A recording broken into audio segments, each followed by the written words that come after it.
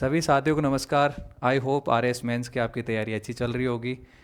उसमें हमने भी करंट अफेयर्स वाला जो सेगमेंट है उसके लिए कोर्स डिज़ाइन किया था। उसके रुझान जो हैं साथियों के बहुत अच्छे हैं, फीडबैक बहुत अच्छे आ रहे हैं। करंट अफेयर्स का मतलब आपके 6 महीने का जो भी करंट अफेयर्स है दिसंबर से लगाकर आपके मई तक का, वो हमने इसमें क्या है कवर करेंगे। आपके अप्रैल फरवरी तक का क्या है, फरवरी 2025 तक का करंट अफेयर हो चुका है ऐप के ऊपर। ठीक है, और ये तो यूट्यूब पे भी जैसे 2 क्लासेज आ चुके हैं जिनमें मोस्ट आपके जो भी करंट में टॉपिक्स रहे हैं उनके कंटेंट और क्वेश्चन वगैरह मैंने करवाया है। बाकी आज भी जैसे 10 क्वेश्चन के आसपास मैंने इंटरनेशनल कोई भी मतलब न्यूज़ में रहा है कुछ, ठीक है, नेशनल करंट अफेयर का कोई इशू न्यूज़ में रहा है तो उसको लिया है, और राजस्थान करंट अफेयर का जो न्यूज़ में रहा है। देखो सिंपल सा समझना कि यार तैयारी में क्या है, आपके आर एस जो आर पी एस सी है पूरा यूपीएससी के पैटर्न को क्या है धीरे धीरे फॉलो कर रही है। पिछली बार तो थोड़ा सा मतलब थोड़ा सा आपको डेमो ही दिया था, इस बार पूरी तरीके से प्रिपेयर रहना। इस बार क्वेश्चन जो आएंगे करंट अफेयर और स्टैटिक मिलाकर, क्वेश्चन सीधा नहीं पूछेगा अब आपसे कि भाई पंचगौरव के बारे में बताओ या फिर ऐसे कुछ भी। ठीक है, तो आपको थोड़ा सा क्या है डायनेमिक तरीके से क्वेश्चन वगैरह बन सकते हैं। जो आपको कंटेंट को जो हम करंट अफेयर करवा रहे हैं यहाँ पे, वो आपका जो भी कंटेंट है स्टैटिक कंटेंट को आपके जो है करंट अफेयर से अपडेट करके अगर लिखोगे आप, तो ही आपको क्या है लीक से हटकर, क्योंकि आप क्या है ज़्यादातर बच्चे पता है आपको मेंस में क्या है, एक ही नोट्स पढ़ोगे आप। मान लो 100 बच्चों की कॉपी आ रही है यार, उनमें से 90 की एक सेम सी कॉपी आ रही है और 10 बच्चों की अलग कॉपी आ रही है, तो कहीं ना कहीं क्या है वो अलग आपका इम्पैक्ट वहाँ पे पड़ेगा कॉपी के ऊपर। तो 10% वाली कैटेगरी में अगर आप हो, जिसमें आप क्या करंट अफेयर प्लस आपके स्टैटिक जो वाला पोर्शन है, ठीक है, ये आपको लिखना ही पड़ेगा। यूपीएससी के अप्रोच को मैं फिर बार बार कह रहा हूँ कि यूपीएससी के अप्रोच को क्या है फॉलो कर रही है आरपीएससी, और हम कोशिश कर रहे हैं कि भाई जो भी ट्रैक हम पीवाई क्यूज जो देख रहे हैं उसके आधार पे भी आगे किस तरीके के क्वेश्चन बन सकते हैं। ठीक है, कोई स्कीम जो है न्यूज़ में है तो वहाँ से कौन सा क्वेश्चन बन सकता है। तो इस तरीके से हमें लग रहा है जैसे 2 नंबर 5 नंबर 10 नंबर सब क्वेश्चन रखेंगे, कंटेंट करवाएंगे उसमें। ठीक है, हमने क्या है यहाँ पे जनवरी आपके दिसंबर 2024 उसका पूरा मतलब इंटरनेशनल करंट हो गया, आपके नेशनल करंट हो गया और राजस्थान का करंट वो करवा दिया है। ठीक है, उसके बाद जनवरी का भी हो गया, फरवरी का भी हो गया, और मार्च का भी आपके 7 अप्रैल से पहले पहले आपके कंटेंट प्लस आपके जो एम पी वाई क्यूज हैं, ठीक है, और जो आपके संभावित जो पॉसिबल क्वेश्चंस हैं वो भी करवा दिए जाएंगे ऐप के ऊपर। ठीक है, तो ये आपका कोर्स है करंट अफेयर्स चैंपियंस 2025 के नाम से। 500 रुपये जो मिनिमम फीस है, बहुत ज़्यादा फीस भी नहीं रखी है। ठीक है, कोचिंग चलाते हैं तो छोटा मोटा खर्चा आता है, तो उसके लिए हमने फ़ीस रखी है। बाकी यूट्यूब पे भी हम कुछ कुछ क्लासेस इसमें ला रहे हैं। बाकी ऐप में हमने वो सिस्टेमेटिक वे के अंदर, जैसे आपके राजस्थान का जो इकोनॉमिक सर्वे है उसके हमने क्वेश्चन और आंसर बना के जो है उस पर डाल दिए हैं ऐप के ऊपर, फ्री में आप एक्सेस ले सकते हो उनका। ठीक है, दूसरी चीज़ करंट अफेयर की आपको पीडीएफ भी मिलेगी उसमें, जहाँ से आप उसको डाउनलोड कर सकते हो और फिजिकल फॉर्मेट में जो कॉपी निकलवा के पढ़ भी सकते हो अच्छे से। ठीक है, कंटेंट के लिए वीडियो रहेगा ही आपका। तो इस तरीके से, क्योंकि यार आपके लिए कोई मेहनत, मेरे को तो ये लगता है कि मेरे लिए कोई बंदा मेहनत कर रहा है, ठीक है, जो आपके 100 नंबर का मान लो कम से कम भी मान के चलो 70 से 80 नंबर का कोई मटेरियल मेरे को तैयार करके दे रहा है, चाय के पैसों में दे रहा है, बहुत सस्ते दाम में। ठीक है, ऐसे मतलब मार्केटिंग इस तरीके की नहीं करनी चाहिए कि, लेकिन मैं सिंपल कह रहा हूँ कि बहुत कम मिनिमल फीस के अंदर क्या है आपको कोई बंदा आपके लिए काम करके दे रहा है, तो आपको मेरे हिसाब से, तो अगर मेरे को कोई करके दे तो मैं उसको अच्छे से एक्सेस कर लूँगा, मैं हेजिटेट नहीं करूँगा। क्योंकि कोई बंदा भाई एक्सपर्टीज है उसकी उस चीज़ के अंदर, तो उस चीज़ को कर रहा है। जनवरी में भाई कोई भी टॉपिक है आपको उसको लगता है कि भाई ये इंपॉर्टेंट क्वेश्चन हो सकते हैं, ठीक है, तो कोशिश कर रहा है कि पूरे से पूरे वो जो भी आपके करंट हॉट टॉपिक्स है उनको क्या है शामिल किया जाए, क्वेश्चन बनाए जाए उनके। तो मेरे हिसाब से ये क्या है नुकसान का सौदा नहीं है। मेंस की अगर आप अच्छे से तैयारी कर रहे हो तो आपको आई थिंक आपको ये ज्वाइन कर ही लेनी चाहिए। और आरएस राजस्थान में मैंने देखा है कि किसी भी कोचिंग ने, मतलब नाम लेना किसी का उचित नहीं है, ठीक है, लेकिन सबका क्या है, कोई भी करंट अफेयर्स पे आप देखोगे यूट्यूब पे भी तो आपको कोई क्लास ही नहीं मिलेगी मेंस की। ठीक है, हम कोशिश की है, हमने अच्छा रेस्पॉन्स है, 400 450 बच्चों का, मतलब अभी मतलब 15 20 20 25 दिन के अंदर इतना अच्छा रेस्पॉन्स आ जाना, मतलब मैं मतलब थैंक यू बोलता हूँ सबको। ठीक है, तो शुरू करते हैं अपन। अपन पहला आपका टॉपिक जो है, क्वेश्चन जो है, हाल ही में निम्नलिखित का नाम परिवर्तित करके क्या किया गया। सिंपल क्वेश्चन पूछ लेगा आपसे 2 नंबर का। ठीक है, क्या पूछ लेगा कि भाई आपके जैसे फॉयसागर है, किंग एडवर्ड मेमोरियल और होटल खादिम है। ठीक है, ये इकोनॉमिक सर्वे में भी दिया है और बाकी न्यूज़पेपर वगैरह में करंट में काफ़ी रहा है ये। ठीक है, तो यहाँ से सीधा सीधा आपके क्या है 2 नंबर 5 नंबर, 2 नंबर में मेनली क्वेश्चन पूछ लेगा। जैसे आपके क्या है फॉयसागर, ये आपके टिप्पणी करो इस टाइप से, ऐसे 3 क्वेश्चन बना देगा और उनका बारे में आपको लिखना है कि क्या नाम चेंज परिवर्तित किया गया उनका। ठीक है, 23 नवंबर 2024 को फाई सागर का नाम वरुण सागर कर दिया। ठीक है, तो फाई सागर जो लेक थी उसका नाम चेंज करके वरुण, वरुण मतलब जो आपके जो सागर समुद्री देवता जो होते हैं उनके नाम पे, उनके नाम के ऊपर वरुण, वरुण सागर उसका क्या है नाम चेंज कर दिया गया है। ठीक है, तो पहला तो आपका ये हो गया। दूसरा आपके किंग एडवर्ड मेमोरियल जो है, किंग एडवर्ड मतलब 1800 जो है 150 साल के आसपास, 1875 के आसपास ये बनाया गया था। ठीक है, तो उसका नाम बदलकर महर्षि दयानंद, जो आपके सरस्वती है ना महर्षि दयानंद मेमोरियल, उनके नाम पे क्या है कर दिया गया है। ठीक है, क्योंकि अजमेर में उन्होंने बहुत समय बिताया, उनकी जो सत्यार्थ प्रकाश वगैरह है वो नॉवल वो यहाँ पे प्रकाशित हुआ, हालांकि लिखा उन्होंने आउट ऑफ अजमेर था। ठीक है, तो उससे रिलेटेड उनका नाम चेंज कर दिया गया किसका, किंग एडवर्ड मेमोरियल, जो कहीं ना कहीं आपकी क्या है औपनिवेशिक मानसिकता को दर्शाता था। ठीक है, ये कहीं ना कहीं आपकी क्या है फाई सागर, जो इंजीनियर फाई था उसके नाम पे क्या है फाई सागर का क्या नाम रखा गया था। ठीक है, और अकाल राहत ये लेक है, ये अकाल राहत क्या है लेक थी, अकाल राहत लेक झील ये बनाई गई थी।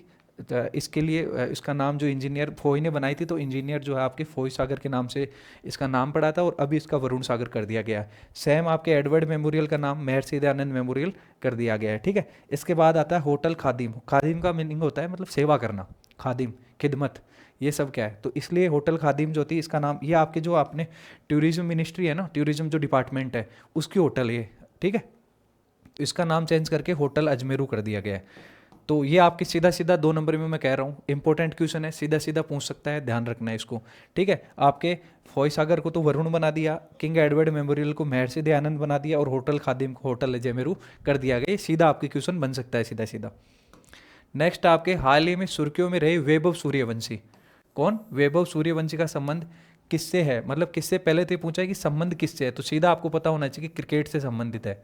ठीक है, कि आपके जो राजस्थान आपके जो रॉयल्स टीम है उसमें सबसे कम उम्र के, या फिर आईपीएल के इतिहास में सबसे छोटी उम्र के जो आपके क्रिकेटर हैं बल्लेबाज हैं, उनको राजस्थान रॉयल्स ने क्या है 1 करोड़ से ज़्यादा की कीमत पे खरीदा है। तो इसलिए न्यूज़ में सीधा सीधा, क्योंकि राजस्थान रॉयल्स से संबंधित है तो इसलिए क्वेश्चन बन सकता है, इसलिए मैंने रखा है। दूसरा कि सुर्खियों में क्यों रहा, सुर्खियों में इसलिए रहा कि 13 साल की उम्र में 1 करोड़ से ज़्यादा 30 लाख तो बेस प्राइस थी।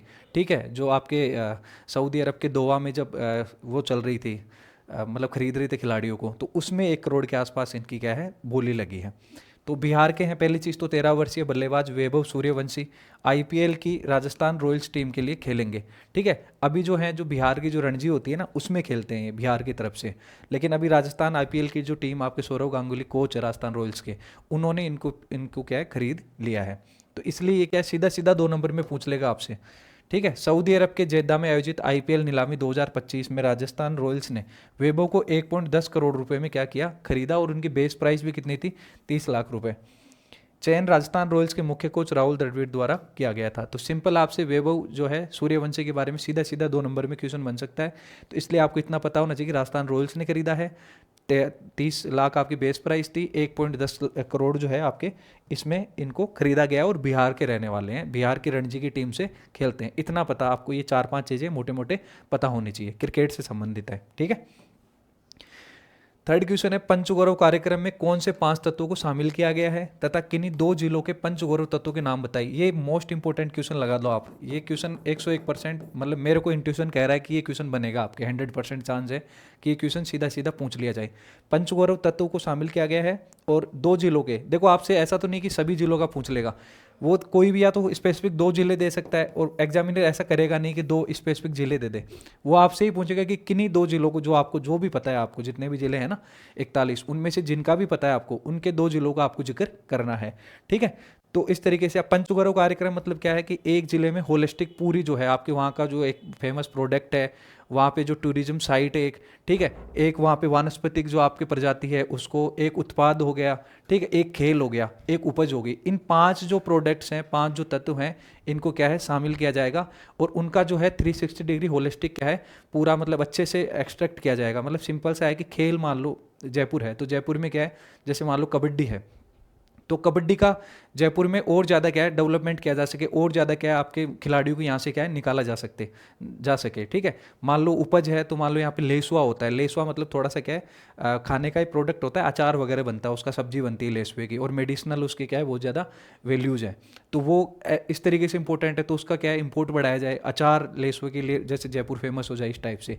तो ऐसे आपके सीधा सीधा क्या है, पहली चीज़ मान लो ऐसे पूछ लिया पंचगौरव, या फिर आपसे पूछ लिया कि यही क्वेश्चन की पंचगौरव कुछ नहीं दिया, पंचगौरव पर टिप्पणी कीजिए, पंचगौरव पर टिप्पणी।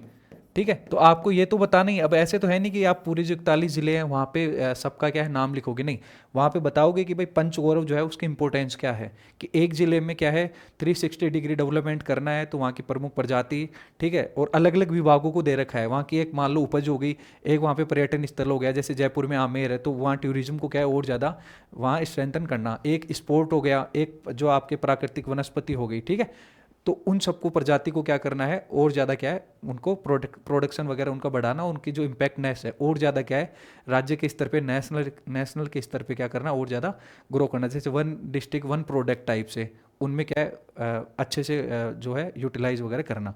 ठीक है, तो क्वेश्चन समझ में आ गया। मैं कह रहा हूँ कि इंपॉर्टेंट क्वेश्चन है, सीधा सीधा 5 नंबर में आपके मिनिमम 5 नंबर या फिर 20 नंबर में भी बन सकता है, सॉरी 10 नंबर में भी क्वेश्चन ये सीधा सीधा बन सकता है।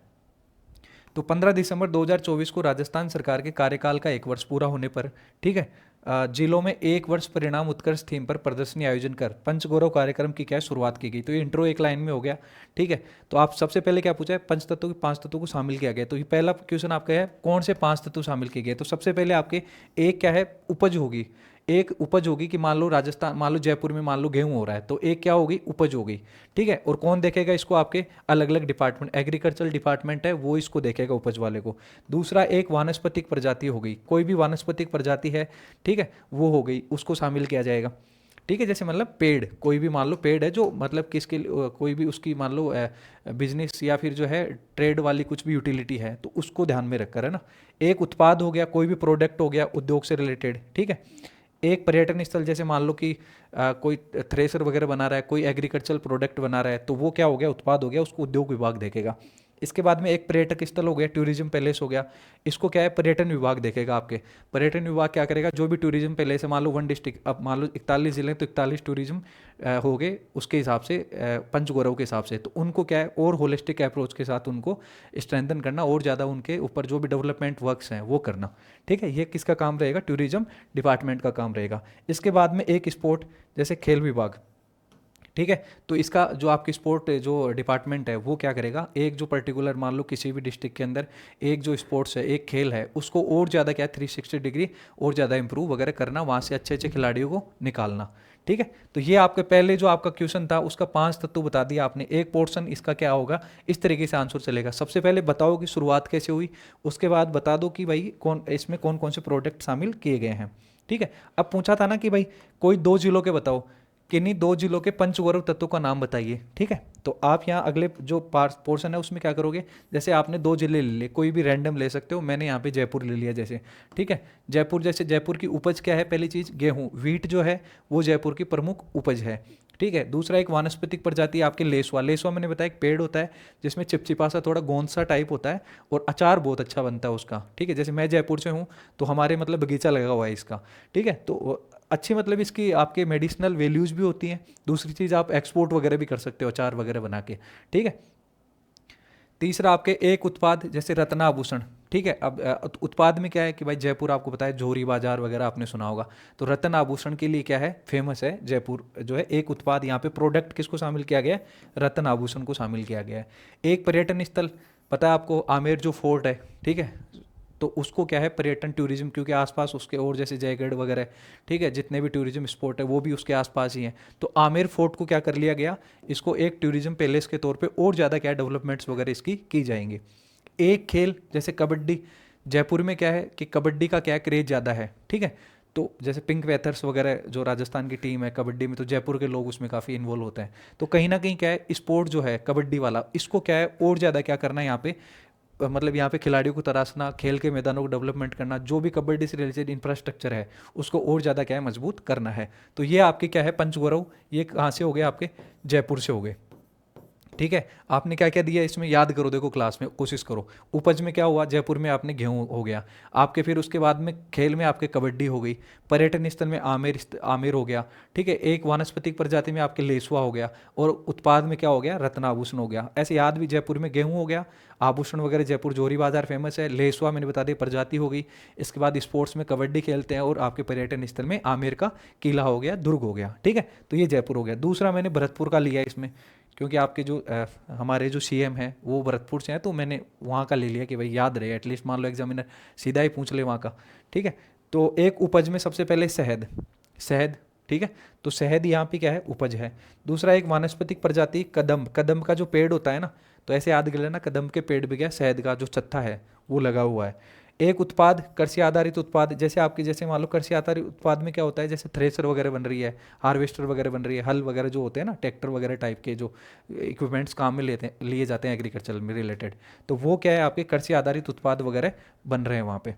एक पर्यटन स्थल जैसे केवला देव जो आपके नेशनल पार्क है वो पर्यटन स्थल है। और एक खेल जो कुश्ती है, दंगल होते हैं वहाँ पे, ठीक है, मेले वगैरह लगते रहते हैं, उनमें क्या है, दंगल वगैरह बहुत चलता है, क्योंकि आपके टच उधर हरियाणा वाला जो है वो कहीं ना कहीं कल्चर एक दंगल वाला टाइप से। ठीक है, तो ये कुश्ती वगैरह हरियाणा और कुश्ती आपके खेल हो गया, तो क्या हो गए, शहद आपकी क्या हो गया, उपज होगी। ठीक है, शहद क्या हो गया आपके, उपज होगी।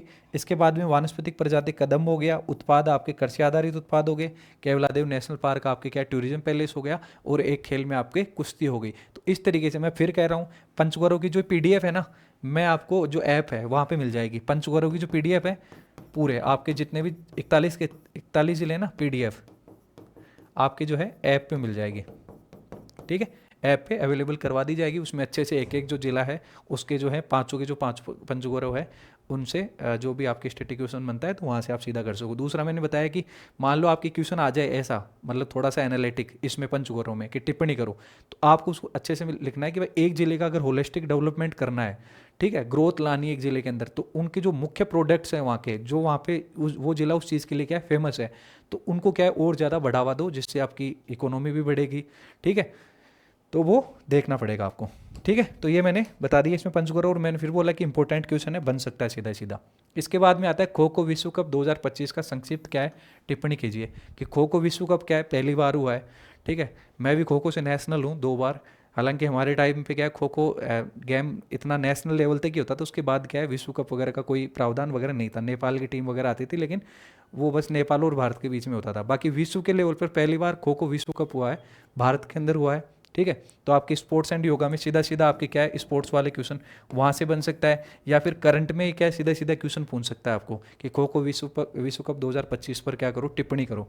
ठीक है, तो पता होगा खो खो, मतलब देखो इसका मैं हिस्टोरिकल बैकग्राउंड वगैरह देख रहा था, तो इसमें क्या होता है कि हिस्टोरिकल ये क्या है, खो खो आपके जो मराठा सैनिक थे, ये एक युद्ध कला के तौर पे क्या है, काम में लिया जाता था, मार्शल आर्ट टाइप थी खो खो। ठीक है, लेकिन धीरे धीरे क्या है, ये जैसे महाराष्ट्र में क्या है, हमारे मैं भी राजस्थान की टीम से खेला था, तो उसमें राजस्थान हम महाराष्ट्र की टीम से ही आ रहे थे, क्योंकि महाराष्ट्र में बहुत ज़्यादा इसका मतलब गांव के लेवल पे खो खो है, मतलब वहाँ प्रचलन है बहुत ज़्यादा महाराष्ट्र के अंदर मेनली। ठीक है, गर्ल्स और बॉयज़ दोनों में क्रेज़ है बहुत। तो ये क्या है, आपके खो खो विश्व में सीधा सीधा पूछ सकता है। अब इसमें क्या होता है कि जैसे हिस्टोरिकल बैकग्राउंड में वही बता रहे थे कि मार्शल आर्ट टाइप से ये यूज, जैसे शिवाजी उसके टाइम पे क्या है, यूज में किया जाता था। ठीक है, उनके टाइम पे, तो इसलिए मार्शल आर्ट है, और इसमें 12 खिलाड़ी होते हैं, इनमें से 9 आपके क्या होते हैं, खेलते हैं मैदान में, 8 बैठते हैं, एक क्या है मतलब जो है भागता है, मतलब रनिंग करता है, और उसकी वो पकड़ता है, 3 जो अदर टीम के खिलाड़ी होते हैं, और 3 क्या एक्स्ट्रा खिलाड़ी होते हैं, जो मान लो किसी को इंजरी हो गई, कुछ भी हो गया, तो वो उसको शामिल कर सकते हैं। ऐसे 12 खिलाड़ी होते हैं इसमें। ठीक है, अब देख लेते खो खो विश्व कप 2025 में भारत में हुआ, दिल्ली में हुआ, नेपाल की टीम से भारत मतलब फाइनल मैच था, वुमेन और मैन दोनों का, और एट लास्ट भारत क्या होगा, उसमें जीत गया। ठीक है, तो 13 से क्या है, 19 जनवरी 2025 को खो खो विश्व कप के पहले संस्करण का आयोजन कहाँ, इंदिरा गांधी जो आपके एरिना है नई दिल्ली में क्या किया गया, आयोजित किया गया। मैं फिर कह रहा हूँ, ये करंट अफेयर्स के क्वेश्चन है, मोस्ट इंपॉर्टेंट है, सीधा सीधा बन सकते हैं आपके। खो खो वर्ल्ड कप का पहला संस्करण था, जिसे भारतीय ओलंपिक संघ जो आईओएस है ना, उसके द्वारा क्या है, समर्थित था, उसके द्वारा एक तरीके से इसकी रेस्पॉन्सिबिलिटी ली थी आयोजन करवाने की। टूर्नामेंट की आधिकारिक शुभंकर, अब जो बड़ा टूर्नामेंट होता है तो उसका कोई ना कोई शुभंकर रखा जाता है। ठीक है, तो इसका क्या रखा गया, हिरणों का एक जोड़ी रखेगी, तेजस और तारा। ठीक है, वो कहीं ना कहीं एनर्जेटिक, क्योंकि खो खो क्या है, एनर्जी का गेम है, आपका 10-15 मिनट इतना ही चलता है, वो राउंड्स चलते हैं उसमें 9-9 मिनट के। ठीक है, तो उसके हिसाब से क्या है, एनर्जेटिक उसको दिखाता है आपकी जो है एनर्जी को। ठीक है, प्रतिभागी देश, जैसे पुरुष 20 टीम, पुरुषों की 20 टीमें शामिल हुई थी, वर्ल्ड लेवल पे इतने देश हैं, 20 देशों में खो खो खेला जाता है, मेनली तो वो टीमें आई, और महिलाओं की क्या 19 टीमें इसमें क्या हुई, शामिल हुई। क्योंकि आपसे क्वेश्चन पूछा टिप्पणी करें, तो आपको उसके बारे में लिखना है, जो रिसेंटली एग्जाम्पल जो आपके हुआ है ना टूर्नामेंट, उससे रिलेटेड। भारतीय पुरुष और महिला टीम ने नई दिल्ली में आयोजित खो खो विश्व कप 2025 का क्या है, खिताब जीता। महिला और पुरुष दोनों ही टीमों ने फाइनल में नेपाल को हराकर ये क्या है, खिताब जीता। तो सीधा सीधा आपकी ये क्वेश्चन क्या है, 5 नंबर में क्या सीधा सीधा पूछ सकता है। ठीक है, तो खो खो के बारे में आप मैंने बता दिए, बेसिक आपको बता ही दिया। ठीक है, हमारे टाइम पे नहीं था, मैं 10th क्लास में नेशनल खेल के आया हूँ 2 बार, 9 to 10th में। ठीक है, इसके बाद आता है आपके 5वां क्वेश्चन, राजस्थान सरकार द्वारा बजट 2025-26 में 18 नवीन औद्योगिक क्षेत्रों की घोषणा की गई है, उनमें से किन्हीं 5 औद्योगिक क्षेत्रों के नाम लिखिए। सेम आपकी 2023 में आरएएस में इसी लैंग्वेज पे क्वेश्चन पूछा गया था, इसलिए मैंने इस क्वेश्चन को डाला है। ठीक है, कि आपके 18 नवीन औद्योगिक क्षेत्र आपके जो आपका बजट है उसमें क्या है घोषित किए गए हैं, तो आपसे 5 पूछ लेगा, 3 पूछ लेगा, 2 पूछ लेगा। हालांकि मैंने 18 के 18 इसमें पीडीएफ में ले लिए हैं। ठीक है, तो आपसे कितना पूछा है, इसमें 5 पूछा है, तो ऐसे 5 नंबर में क्वेश्चन बन सकता है। ठीक है, तो आप जैसे आपके पहले केकड़ी हो गया, मोहनपुरा फागी हो गया, अलवर में हो गया, बांसको हो गया बस्सी में, रूपवास हो गया, ठीक है, सरनाऊ सांचौर हो गया, वेर हो गया भरतपुर में, गोपालपुरा हो गया कोटा में, फिर पीपलूद हो गया शाहपुरा में, जैतारण हो गया ब्यावर में, पंडेर शाहपुरा, सोजत हो गया पाली वगैरह, रेडवास हो गया भीलवाड़ा में, ठीक है, दत्तवास निवाई टोंक में, श्री डूंगरगढ़ बीकानेर में, डीडवाना आपके नमक वगैरह से रिलेटेड जो है डीडवाना कुचामण में, ठीक है, समलेटी हो गया महुआ में, और टोडा भीम हो गया आपके करौली में। तो ये आपके क्या है 18 औद्योगिक क्षेत्र क्या है बनाए गए, सरकार ने क्या है नवीन 18 नवीन औद्योगिक क्षेत्रों की क्या है घोषणा की है। सीधा आपसे 5 नंबर या 2 नंबर में क्या है सीधा सीधा क्वेश्चन पूछ लेगा कि भाई हाल ही में बजट 2025 आपके 25-26 में 18 नवीन औद्योगिक क्षेत्रों की क्या है घोषणा की गई, उनमें से किन्हीं 5 का नाम बताइए, किन्हीं 2 का नाम बताइए, किन्हीं 3 का। तो इस तरीके से आपके क्वेश्चन बन सकता है। या फिर सीधा क्वेश्चन नहीं भी बन रहा है तो इंडस्ट्री से रिलेटेड कोई भी क्वेश्चन आ गया तो आप उसमें ये एग्जाम्पल ही दे सकते हो कि बजट 2025-26 में 28 राजस्थान में बोल लो कि भाई इंडस्ट्री पॉलिसी या फिर इंडस्ट्रियलाइजेशन बढ़ाने के लिए क्या उपाय किए जा रहे हैं। तो ये लाइन जो क्वेश्चन है ना, इस क्वेश्चन को भी आप क्या है उसके रूप में यूज कर सकते हो। सीधा सीधा आप लिख सकते हो भाई बजट 2025-26 में जो 18 जो न्यू इंडस्ट्रियल जो आपके एरियाज हैं उनको क्या डेवलपमेंट की बात की गई, उनकी लिस्ट आप 1-2 का नाम भी लिख सकते हो। ठीक है, मान लो ये सीधा क्वेश्चन नहीं है आपसे, मैंने बताया ना कि भाई औद्योगिक सेक्टर के लिए या फिर औद्योगिक विकास के लिए राजस्थान सरकार ये क्या कर रही है, तो ये कर रही है राजस्थान सरकार, उसमें ये लाइन ही लिख देना आप। वो रिसेंट का एग्जाम्पल क्या होगा आपके आंसर को इनरिच बनाएगा। ठीक है, एक तो सादा दाल होती है, एक क्या है आपने देखा होगा ना कि अलग अलग थोड़ा सा तड़का लगा के दिया तो मज़ा आता है ना, तो वो तड़के का काम करेगा ये। ठीक है, तो ये आपके क्वेश्चन हो गया 5वां। 6 क्वेश्चन आपके संशोधित पार्वती कालीसिंध चंबल लिंक परियोजना पर संक्षिप्त। अभी तो इसका क्या है रामजल सेतु परियोजना कर दिया ना, एक तरीके से क्या है ये आपके जो आपके रिवर लिंक्ड जो प्रोजेक्ट है उसी का हिस्सा है। जैसे आपके हाँ केन बेतवा जैसे आपके लिंक रिवर अभी उसको भी मंजूरी मिल गई ना, यूपी सरकार और एमपी सरकार ने उस पर साइन वगैरह कर दिया। ठीक है, तो उसी तरीके से राजस्थान में जो आप बहुत ईआरसीपी का नाम पूर्वी आपने उसका नाम 3-4 बार चेंज होते हुए देखा होगा। फाइनली इसका भी क्या है जनवरी में 22 जनवरी के आसपास राम मंदिर की 1 साल की वर्षगांठ ऐसा कुछ हो रहा था, तो उस पर इसका नाम चेंज करके मुख्यमंत्री साहब ने राम जल सेतु परियोजना कर दिया गया है। ठीक है, तो इससे सीधा सीधा आपके क्वेश्चन बन सकता है। आपको पता होगा मोदी जी यहाँ पे आए थे। ठीक है, तो ऐसी हाईलाइटेड क्या है ये स्कीम वो है परियोजना है, तो इससे सीधा सीधा आपके क्या क्वेश्चन बन सकता है 5 नंबर 10 नंबर में। तो संशोधित पार्वती कालीसिंध ये में क्या है कुन्नू कुल्लू पार्वती कालीसिंध और मेज नदी उप बेसिन से अधिशेष जो आपका मानसून का जल होता है उसको बनास मोरेल गंभीर और पार्वती उपबेसिन में क्या स्थानांतरित करने की क्या है परिकल्पना की गई है। फाउंडेशन जो है फंडामेंटल इसका यही है। नया नाम क्या है इसका रामजल सेतु लिंक परियोजना इसका नया नाम रखा गया है। ठीक है, यह परियोजना राजस्थान सरकार मध्य प्रदेश सरकार और भारत सरकार की संयुक्त परियोजना है। इसमें जो आपका परिव्यय होगा, ठीक है, जो खर्चा होगा वो 90:10 होगा। 90 तो आपका किसका होगा सेंट्रल गवर्नमेंट का होगा, और 10 में से 5 और 5 होगा आपके एमपी का, और 5 होगा आपके राजस्थान का 5%। ठीक है, ये वहन किसके द्वारा किया जाएगा 10% राज्य सरकारों द्वारा जिसमें एमपी और राजस्थान दोनों आ गए, और 90% आपके क्या हो सेंट्रल गवर्नमेंट इसका क्या है खर्चे को वहन करेगी। प्रतिशत वहन करना भारत सरकार 5%, 90% तो आपकी भारत सरकार तथा 5% और 5% दोनों राज्य सरकार क्या करेंगी वहन करेंगे, बहन नहीं वहन। ठीक है, इसके प्रथम चरण में नवनेरा बैराज का निर्माण हाल ही में क्या हो गया, जो नवनेरा बैराज जो बनाया जा रहा था उसका क्या है पूरा काम हो गया है। इसके तहत रामगढ़ बैराज आपको पता है कूल नदी पे, मैलपुर बैराज पार्वती नदी पे, राठौड़ ईसरदा जो आपके सवाई माधोपुर में है, गलवा बांध, इनका निर्माण भी क्या है किया जाएगा। अब परियोजना के लाभ क्या होंगे, सिंपल सी बात है कि कोई परियोजना बन रही है तो वहाँ पे आपके डाटा के साथ बात करो। वैसे तो पता है कि भाई जल की आवश्यकताओं की पूर्ति क्या हो जाएगी, मतलब जो भी आवश्यकता है उसकी पूर्ति हो जाएगी, आपका जो सिंचित एरिया है वो बढ़ जाएगा, इरिगेटेड जो लैंड है वो बढ़ जाएगा। ठीक है, तो वो तो है ही, लेकिन आपको डाटा के साथ लिखोगे तो ज़्यादा अच्छा है। जैसे 17 जिलों की 3.75 करोड़ आबादी को शुद्ध जल क्या है मिलेगा, तो पहला डाटा आप क्या बताए कि 3.25, या फिर आप लगभग लिख सकते हो कि लगभग 3 करोड़ लोगों को या 3.5 करोड़ लोगों को लगभग, ठीक है, अगर एग्जैक्ट डाटा याद नहीं है तो इस तरीके से लिख सकते हो। ठीक है, 17 जिले आपको पता होना चाहिए। 25 लाख किसानों की आय बढ़ाने हेतु लगभग 4 लाख हेक्टेयर भूमि को सिंचाई के लिए जल मिलेगा। तो इरीगेटेड लैंड जो है वो 4 लाख जो हेक्टेयर भूमि है उसमें सिंचाई के लिए क्या है जल मिलेगा, और आपके 25 लाख किसानों को इसमें आय बढ़ने की क्या है संभावना पूरी पूरी है। ठीक है, क्योंकि आपके डबल इनकम जो आपके 2022 में ही चला रहे थे कि भाई 2022 तक हम क्या करेंगे, किसानों की आय दुगनी कर देंगे, हालांकि वो हुई नहीं, उसमें और एक्सटेंड करके बोला ये चीज़ें जोड़ी जा रही हैं। राज्य के चहुमुखी विकास हेतु उद्योगों को होगा जल उपलब्ध। उद्योग जो इंडस्ट्री लगेगी वहाँ पे तो उनको भी क्या है जल की, जो आपके रिप्स वगैरह में जैसे आपके राइजिंग राजस्थान समिट हुई थी तो उसमें बहुत सारे क्या है, जो भी मान लो कोई कंपनी बाहर के आगे यहाँ राजस्थान में इन्वेस्ट कर रही है तो उनको जल वगैरह बेसिक जो आपके जो इंफ्रास्ट्रक्चर से रिलेटेड चीज़ें हैं उनमें क्या है रियायत दी जाएगी। तो उसका ही एक पार्ट है कि भाई जल से रिलेटेड जो भी आवश्यकताएं होंगी उद्योगों को, इंडस्ट्री को मिलेगा वो है ना। बनास, मोरेल, बाणगंगा, रूपारेल, पार्वती, गंभीर, साभी जैसी क्या है नदियों को पुनर्जीवित। जो नदियाँ क्या है एक तरीके से सूख गई थी या फिर मृत्यु होने के कगार पे थी, ठीक है, तो उन वो क्या है फिर से पुनर्जीवित, जैसे बाणगंगा हो गई तो एक तरीके से सूख चुकी, जैसे दिल्ली हाईवे या फिर आपके निम्स यूनिवर्सिटी वगैरह है जयपुर में ही, तो उसके आसपास पूरा उस पर क्या है कंस्ट्रक्शन वगैरह हो चुका है, तो वो कहीं ना कहीं वापस क्या होगी पुनर्जीवित होगी अगर पानी उसमें जाएगा तो। ठीक है, और सिंपल सी बात ये होगी तो बायोडाइवर्सिटी बढ़ेगी आपकी।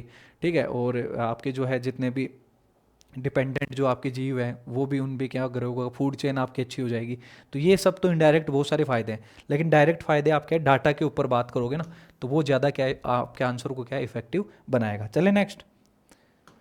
फिर आपके राजस्थान सरकार द्वारा शुरू कर्म भूमि से मातृभूमि अभियान क्या है। देखो ये क्वेश्चन आ जाएगा सीधा सीधा और फिर हवाई नहीं लगेगी वहाँ पे। हालांकि ये सेंट्रल गवर्नमेंट के जो मिनिस्टर हैं आपके इन्वायरमेंट जो है राज्य मिनिस्टर, उन्होंने महाराष्ट्र में किया था शुरू, लेकिन राजस्थान ने प्रॉपर इसकी क्या है एक अभियान बना दिया है कि कर्म भूमि आप नाम से जाओ एक बार, लेकिन आप गैस नहीं कर पाओगे कि कर्म भूमि से मातृभूमि। आप कुछ ऐसा सोचोगे कि यार कर्म भूमि में काम कहीं और कर रहा हूँ और मातृभूमि मतलब मैं मेरे देश में वापस आ जाऊँ, कि विदेश में कोई बंदा बैठा है भारत का ही है तो काम तो वहाँ कर रहा है, कर्म भूमि तो उसकी वो है, लेकिन उसकी जो मातृभूमि है वो क्या है भारत है, तो वहाँ कुछ काम करे वो, लेकिन काम क्या करे तो ध्यान रखना जो वर्षा जल है आपके रेन वाटर हार्वेस्टिंग है उससे रिलेटेड है कि भाई वर्षा जल को क्या करना संचय करना।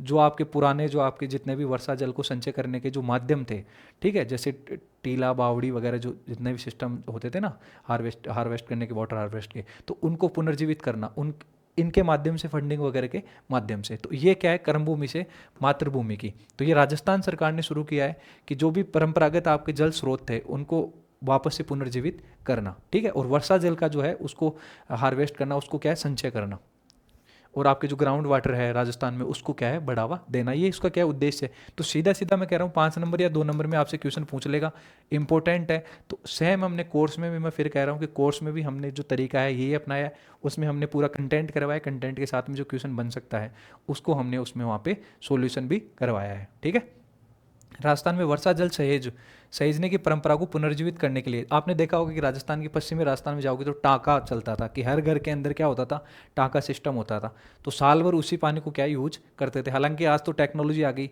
लेकिन आप और भी जैसे डेजर्टी वाले एरिया में जाओगे तो आज भी वो टाँका सिस्टम है। ठीक है, तो इसलिए क्या है अब जैसे जयपुर वाला बेल्ट है पूरा, जयपुर वगैरह आसपास तो पूरा रेड जोन में आ गया, वाटर यहाँ पे भी आपके ग्राउंड वाटर जो है खत्म होने के कगार पे है, और काफ़ी सारी जो है गांव हैं वहाँ पे जो ग्राउंड वाटर है वो बिल्कुल क्या है बुरी स्थिति में है। या फिर आपके जो आप सांबर की तरफ से इधर आओगे ना जयपुर की तरफ, तो खारापन पानी का क्या हो रहा है लगातार बढ़ता जा रहा है। तो उसको ओवरकम करने के लिए क्या है कि जो भी आपकी चीज़ें पुनर्जीवित, जो आपके पुराने ढर्रे चलते थे वर्षा जल आपका जो मीठा जल होता है, तो उसको पुनर्जीवित या फिर जो है संरक्षित करने की क्या है ये अभियान है।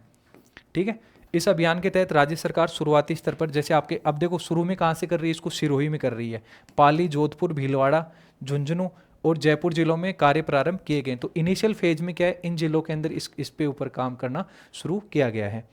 उद्देश्य क्या है इसका, तो उद्देश्य मैंने बताया कि राजस्थान में वर्षा जल संचयन की परंपरा को क्या करना, जो पहले से परंपरागत तौर पे अपन वर्षा का जल संरक्षण करते थे तो उसको क्या है वापस से पुनर्जीवित करना है। कार्य, इस अभियान के तहत राज्य सरकार भामाशों और प्रवासी राजस्थानियों को साथ लेकर ग्रामीण क्षेत्रों में रिचार्ज सॉफ्ट संरचनाओं का जो है निर्माण करवाएगी। आपको पता होगा कि राजस्थान के प्रवासियों को क्या कर रही है राजस्थान गवर्नमेंट, जैसे आपको पता होगा 10 दिसंबर, ठीक है, आपके जो मानवाधिकार विश्व मानवाधिकार दिवस भी होता है शायद 10 दिसंबर को, है ना। तो उसी दिन अपन भी क्या है, राजस्थान प्रवासी दिवस मनाएंगे। 9 10 11 को आपके आपके राइजिंग राजस्थान समिट हुई थी ना, तो उसमें 10 दिसंबर को बोला गया था कि हम क्या करेंगे, जो राजस्थान के प्रवासी हैं उनको क्या है, प्रवासी दिवस मनाएंगे, राजस्थान प्रवासी दिवस, ठीक है, हर साल मनाएंगे। तो यहाँ से क्या है, कार्य क्या करेगा कि जो राष्ट्रीय की भामाशाह है, जो बड़े बड़े भामाशाह है, जो आपके सोशल जो रिफॉर्मर्स हैं, उनके माध्यम से, या फिर जो विदेश में कमा रहे राजस्थान के लोग हैं, वो क्या करेंगे, अपने राज्य में आएंगे, या फिर देश के अंदर ही हो सकते हैं कि बहुत सारे मारवाड़ी कम्युनिटी के लोग कोलकाता चेन्नई के अंदर है, तो वो लोग आके क्या करें यहाँ पे अपने जो परंपरागत जो आपके आपके जो वाटर हार्वेस्टिंग के जो सिस्टम है उनको क्या करें, वापस से जिंदा करें, पुनर्जीवित दें उनको ना। फोकस अभियान में व्यर्थ बह जाने वाले वर्षा जल और भाप बनकर उड़ जाने वाले सतही जल की एक एक बूंद को संचय, पुनर्भरण और फोकस किया जाएगा। कि भाई पानी इकट्ठा तो कर लिया, लेकिन पानी इकट्ठा ऐसा भी नहीं हो कि भाई गर्मी पड़ रही है तो वो क्या है, वाष्पोत्सर्जन हो जाए, उसका मतलब इरेप्शन हो जाए, तो वैसा भी नहीं होना चाहिए। दूसरा चीज़ कि मान लो पानी बारिश के टाइम पे ऐसे ही व्यर्थ बह रहा है, तो उसका भी क्या करना चाहिए, प्रॉपर क्या है, स्टोरेज वगैरह की सिस्टम होना चाहिए। तो इसका क्या है, फोकस वो एरिया रहेगा, ठीक है। तो आपसे पूछा है अभियान क्या है, तो सिंपल आपने बता दिए क्या है, उद्देश्य क्या है, ठीक है, कार्य क्या करेगा, और इसका फोकस एरिया जो है वो क्या रहेगा। सीधा मैं कह रहा हूँ, फिर 5 नंबर 2 नंबर में क्वेश्चन आपके बन सकता है। चले नेक्स्ट। हाँ, नेक्स्ट है केंद्रीय बजट 2025 के अनुसार एमएसएमई की नई परिभाषा क्या की जा रही है, ठीक है। 1 अप्रैल 2025 से आपके परिभाषा लागू भी हो जाएगी।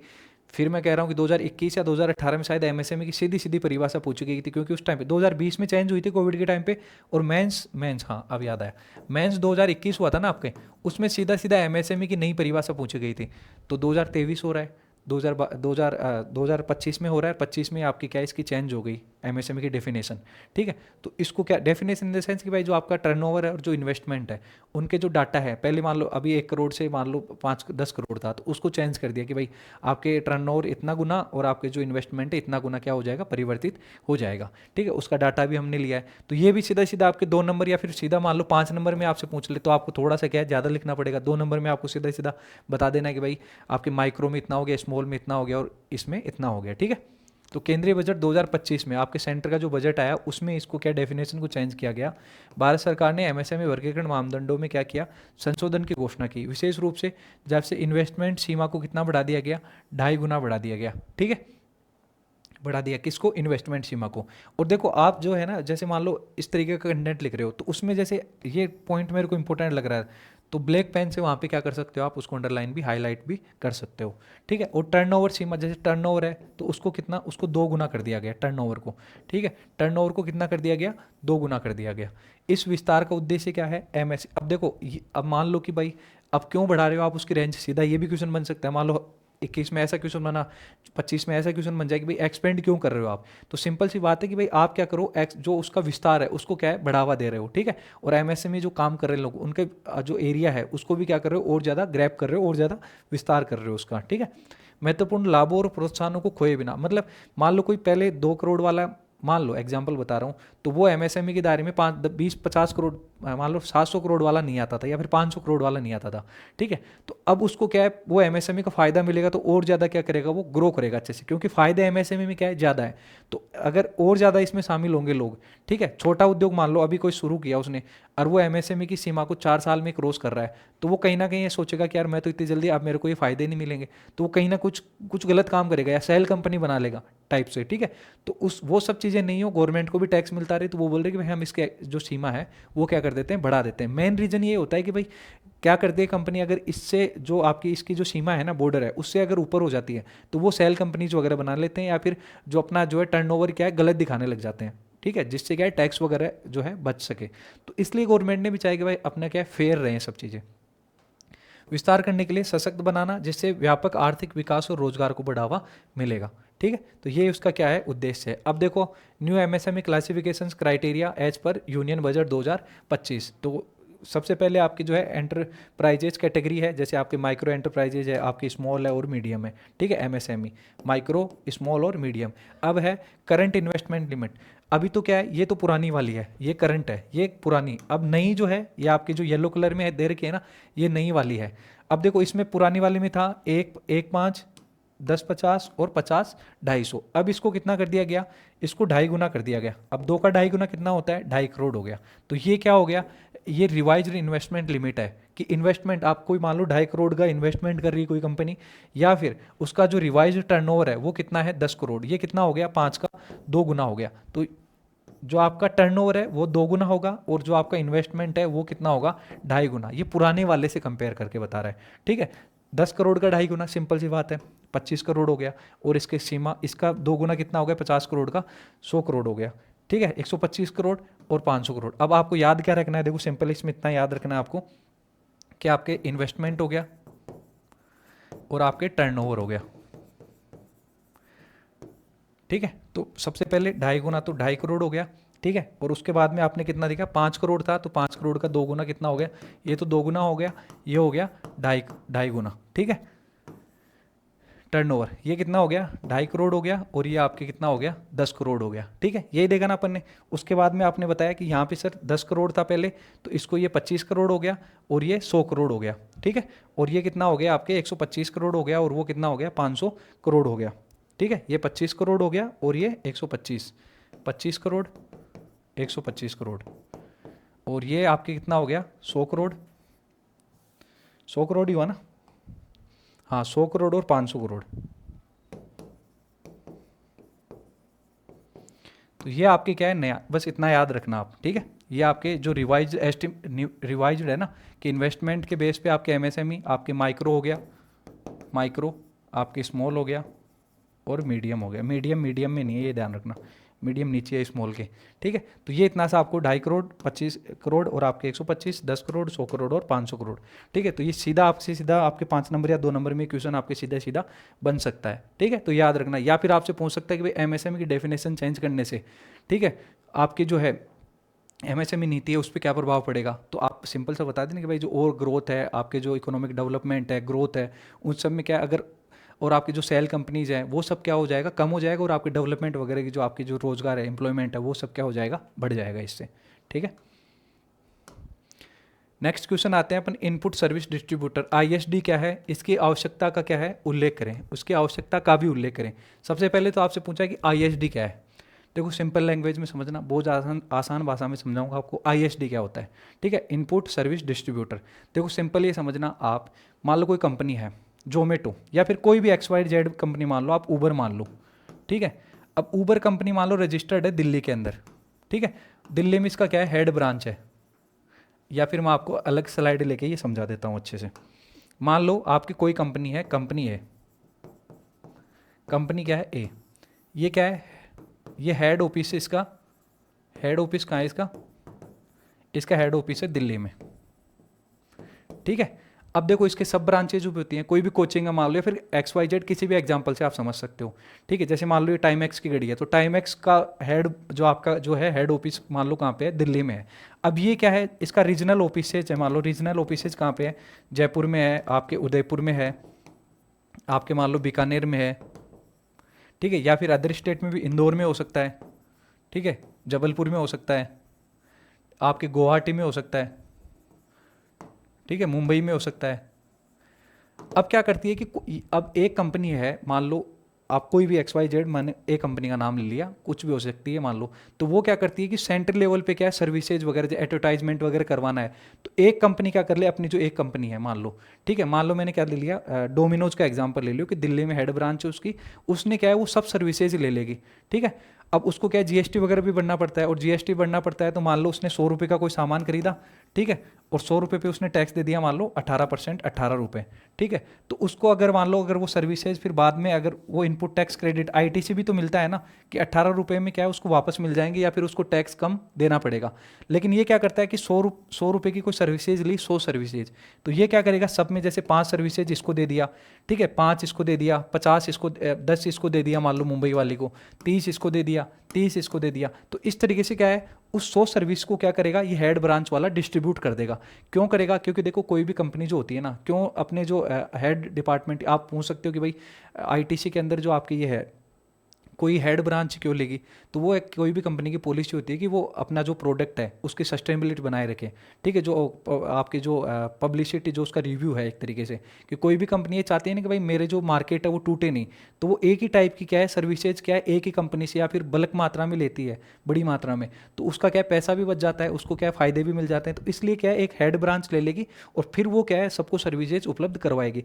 अब जो आपके आईएसडी है ना, आईएसडी, अब इस आईएसडी का यही काम है, आईएसडी का काम क्या है कि भाई जो इनपुट टैक्स क्रेडिट जो 18 रुपये वापस मिलेगा, क्योंकि सर्विसेज तो इन्होंने यूज की ना, सबने, समझ में आ रहा है ना सिंपल लैंग्वेज में, इन्होंने की ना, हेड ब्रांच ने तो नहीं की, तो ये मान लो इसने भी की मान लो 2%, तो ये 18 रुपये का डिवीजन क्या होगा, जितना परसेंटेज जिन्होंने सर्विसेज यूज किया उनको क्या है आईटीसी, इनपुट टैक्स, आईटीसी जो होता है ना इनपुट टैक्स क्रेडिट, ठीक है, तो वो क्या होगा सबको वापस मिलेगा। ऐसा नहीं कि केवल हेड ब्रांच को मिलेगा, नहीं, वो सबको, जिसने भी जितने पोर्शन जितनी मात्रा में वो आपका मैथमेटिकल कैलकुलेशन होती है, ठीक है, तो उसके हिसाब से क्या वो डिस्ट्रीब्यूट हो जाएगा, तो उसको ही आईएसडी बोलते हैं। सिंपल आईएसडी क्या है, तो यही होता है आईएसडी कि कोई हेड ब्रांच है वो क्या करे कुछ सर्विसेज खरीद ले, क्योंकि मान लो एडवर्टाइजमेंट करवाना है, मान लो मेरे को घड़ी का एडवर्टाइजमेंट करवाना है, तो मैं क्या कुछ सर्विसेज खरीदूंगा, मैं स्पॉन्सर किसी से लूंगा, कुछ प्रोडक्ट खरीदूंगा, ठीक है, उसका मैं जीएसटी भरूंगा तो उसमें इनपुट टैक्स क्रेडिट मुझे मिलेगा, तो वो इनपुट टैक्स क्रेडिट क्या है, मैं और ब्रांचेज, अब घड़ी तो मैं ऐसा नहीं कि दिल्ली से ही बेच रहा हूँ, ये मैं तो बहुत सारी जगह से बेच रहा हूँ,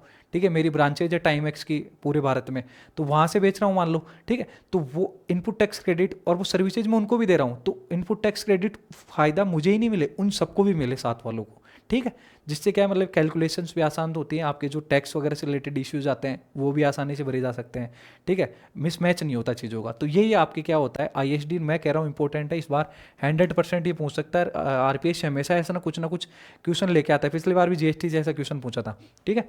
तो इनपुट सर्विस डिस्ट्रीब्यूटर आईएसडी वस्तु और सेवा कर जो जीएसटी है प्रणाली के तहत एक विशेष प्रावधान है, सिंपल, ठीक है, जिसका उद्देश्य कंपनियों को उनकी विभिन्न शाखाओं, मैंने क्या बताया कि एक कंपनी है और इसकी क्या है बी, सी और डी, ये विभिन्न शाखाएं हो गई, के बीच इनपुट टैक्स, इनके बीच में कि इसने सर्विस ली मान लो और वो इसको आईटीसी का फायदा, इनपुट टैक्स जो को फायदा है इसको केवल इसी को नहीं मिलेगा, वो उस इनमें भी क्या है डिस्ट्रीब्यूट हो, और वो डिस्ट्रीब्यूट करने वाली जो टैक्स है वो क्या है आईएसडी है। आईटीसी के उचित और पारदर्शी वितरण की सुविधा प्रदान करना है, ठीक है। यह व्यवस्था विशेष रूप से उन व्यवसायों के लिए उपयोगी है जिनका संचालन कई राज्यों में फैला हुआ है, जो केंद्रीकृत सेवाओं का उपयोग करते हैं, कि मान लो मैंने बताया कि भाई एक स्टेट में तो कोई दिक्कत नहीं है, लेकिन अलग अलग स्टेट में फैला हुआ है, तो वहाँ पे आपको आईजीएसटी एसजीएसटी का चक्कर रहता है, तो उसके लिए क्या है दिक्कत नहीं है, और वो सर्विसेज भी क्या है एक ही आपकी हेड ब्रांच है वो ले लेती है और वो फिर क्या करती है डिस्ट्रीब्यूट करती है। डोमिनोज ने मान लो कुछ भी पेस्ट खरीदना था तो उसने क्या कर लिया एक जगह से खरीद लिया सेंटर पे दिल्ली पे, फिर वो डिस्ट्रीब्यूट कर रहा है। आपने देखना बड़ी जो कंपनियां जो होती है ना वो ऐसे ही करती हैं कि मान लो कोई भी डोमिनोज है तो आपको बोलेगा कि वो यहाँ से, वो ऐसा नहीं कि दूसरी पड़ोस की परचूनों की दुकान से जाके वो कुछ सोर्स खत्म हो गया तो ले लिया, नहीं, उनका फिक्स है कि वो दिल्ली से बल्क माल आएगा और वहीं से क्या होगा वो माल नहीं आया खत्म हो गया तो उनको वेट करना पड़ेगा 2-3 दिन, ठीक है। जैसे बेल्जियम वफेल्स है तो उनका माल दिल्ली में मान लो हेड ऑफिस या फिर बेल्जियम से है, तो उनकी जो भी चीज़ें हैं वो सब उधर से ही ट्रांसफर होंगी, ठीक है, और जो टैक्स वगैरह लगेगा वो सब इनकम जो भी आप टैक्स दोगे ना इनको भी आईटीसी का क्या है फायदा मिले। तो ये बड़ी कंपनीज की पॉलिसीज होती है। पहली चीज़ तो वो क्या बल्क मात्रा में सर्विसेज लेती हैं तो सस्ती पड़ जाती है उनको। दूसरा क्या होता है कि उनकी क्या मेंटेन बनी रहती है, उनकी जो एक तो मोनोपोली तो नहीं बोलेंगे लेकिन जो क्वालिटी है, क्वालिटी ऑफ प्रोडक्ट है, ठीक है। अब डोमिनोज क्यों खाते हो, पिज्जा तो बहुत सारे बन रहे हैं लेकिन वो क्वालिटी मेंटेन करके रखा है, क्यों, क्योंकि उसकी सर्विसेज जो है वो एक ही जगह से लेता है, 50 जगह से नहीं लेता है, ठीक है। तो आप भी पढ़ो स्ट्रेट आरएस एकेडमी से ही, एक ही जगह से पढ़ो, अच्छा पढ़ो, इफेक्टिव पढ़ो, ठीक है, तो मज़ा आ जाएगा। करंट अफेयर वाला मैं कह रहा हूँ इस बार क्वेश्चन हम बाद में जैसे 17-18 जून को पेपर हो जाएंगे ना उसके बाद हम बताएंगे आपको कि देखो करंट अफेयर वाला ये हमने ऐप में करवाया था, ये सीधा सीधा क्वेश्चन पूछा गया है, तो इंपॉर्टेंट है और ये पूछ सकता है ना। जीएसटी की अधिनियम 2017 की धारा 2 आपके 61 है ना, उसके अनुसार परिभाषा है आईएसडी वह, देखो इसमें जो है डेफिनेशन भी दे रखी है तो वो मैंने ले ली उठा के। आईएसडी वह कार्यालय है जो एक पंजीकृत करदाता का कार्यालय होते हुए उसे प्राप्त इनपुट सेवाओं पर चुकाए गए कर का इनपुट टैक्स क्रेडिट प्राप्त करता है, सिंपल, और उसका वितरण अपनी अन्य जो आप पंजीकृत शाखाओं को क्या करता है प्रदान करता है। हो सकता है मान लो कि कंपनी हो, जीएसटी अकाउंट में जीएसटी रजिस्ट्रेशन में ये होता है ना कि सेंट्रल लेवल पे मान लो दिल्ली में किसी कंपनी ने दिल्ली में करवा रखा है हेड ऑफिस में रजिस्टर्ड, स्टेट में भी अलग करवा सकता है, और दूसरा चीज़ वो स्टेट में भी क्या है सेम रजिस्ट्रेशन जो आपके जीएसटी रजिस्ट्रेशन होता है उनके नाम पर भी चला सकता है, तो दोनों चीज़ें वो क्या है पॉसिबल है। संक्षेप में आईएसडी एक कार्य जीएसटी क्रेडिट का इकट्ठा करना और उसे योग्य शाखाओं को उनके उपयोग के अनुपात में बांटना। सिंपल बताया कि 10 रुपये की कोई सर्विस की और उसने क्या है 3 आपको बी को दे दी, आपके 3 सी को दे दी और एक आपके क्या है 3 किसको दे दी, डी को दे दी और एक आपके ई को दे दी। अब उसको मान लो आईटीसी आया उसका 18% जीएसटी दिया उसने, ठीक है, तो वो 18 को क्या है 3 के हिसाब से 3% इसको दे देगा 18 का, 3% इसको, 3% इसको और 1% इसको क्या डिस्ट्रीब्यूट कर देगा 1.8%, ठीक है। तो उसको क्या बोलते हैं आईएसटी बोलते हैं अपन।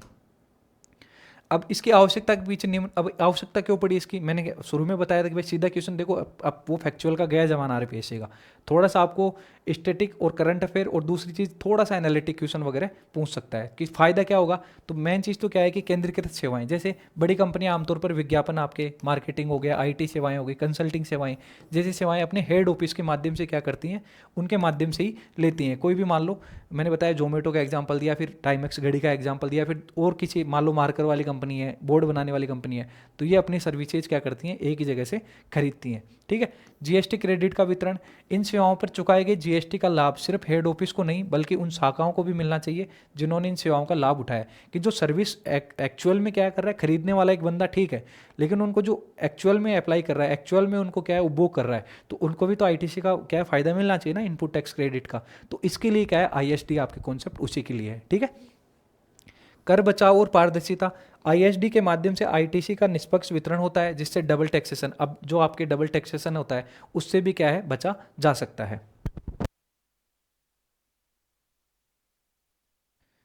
अब देख लो इसमें निष्कर्ष देख लेते हैं एक। अब क्या है इनपुट सर्विस डिस्ट्रीब्यूटर, आईएसडी प्रणाली जीएसटी कानून के तहत एक व्यावसायिक और प्रभावी उपाय है जो व्यवसायों को क्या है उनके केंद्रीकृत खर्चों पर इनपुट टैक्स क्रेडिट के उचित वितरणों में क्या करती है सहायता करती है। इससे टैक्स अनुपात जो है अनुपालन सरल होता है, कंपनियों का कैश फ्लो बेहतर होता है और आर्थिक दक्षता सुनिश्चित होती है। इस प्रकार आईएसडी प्रणाली बहुराज्यिक व्यवसायों के लिए एक सशक्त कर प्रबंधन उपकरण के रूप में क्या करती है कार्य करती है। तो ये सीधा सीधा आपके क्वेश्चन यहाँ पे आईएसडी से बन सकता है, ठीक है।